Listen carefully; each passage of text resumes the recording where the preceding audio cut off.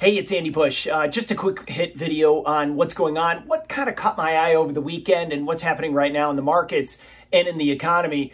The big thing this week is going to be CPI on Wednesday on the 10th. We'll see if there's a jump there. That would get the bond market kind of freaking out again. Already this morning, we've seen the 10-year up to 160 again. So what's amazing is stocks have not come off much at all. As a matter of fact, they're rallying a bit in the Dow Jones and the S&P. Obviously, the big news over the weekend and just really what we're going to see this week, too, is focus on the stimulus plan.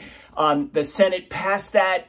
We're going to have the House voted on Tuesday. It'll get signed by President Biden sometime on Wednesday or Thursday. They'll have a big announcement and play that up significantly.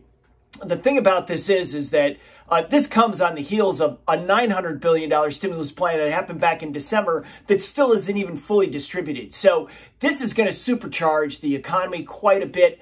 $1,400 checks going out to people. Fascinating thing there is that Deutsche Bank came out with a study that said of the people that have been interviewed or people that have been surveyed on getting those checks, right?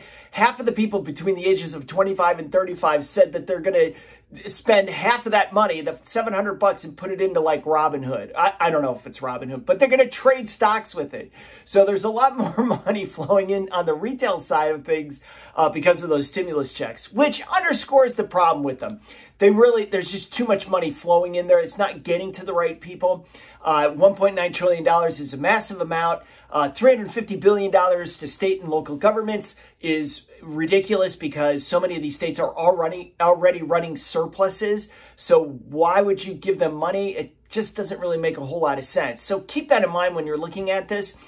And then one more thing just to add to the chaos that's going on, in case you missed it, and this is really a big deal. Now, Senator Joe Manchin, he's from West Virginia. He's a Democrat. He's been one on the Democrat side. He's a moderate. He held up a little bit of the stimulus bill, reducing down the amount that they paid people on unemployment from $400 back to where we're paying them now, the extra $300. Well, Manchin came out over the weekend and said he would be open to changing what goes on in the filibuster, meaning instead of just being able to say, you know, we're going to filibuster this bill in the Senate, meaning you got to get to 60 votes, right? He said he's going to go back to, or he'd like to see it go back to where the person actually had to stand up there and filibuster themselves and talk until they basically passed out, right? Which will be hilarious to see that for Republicans.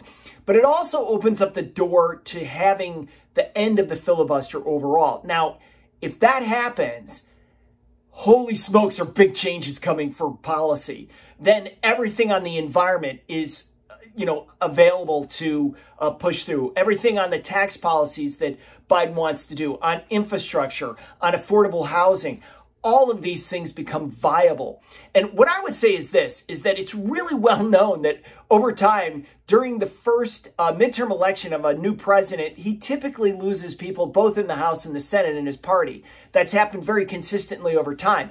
Well, that would mean in the back of Biden's mind, like, we got to get stuff done now. And that's why I think they'll really push on Manchin to get him to agree to changing the filibuster. And then this sets the table, as I said, for just dramatic changes that will occur.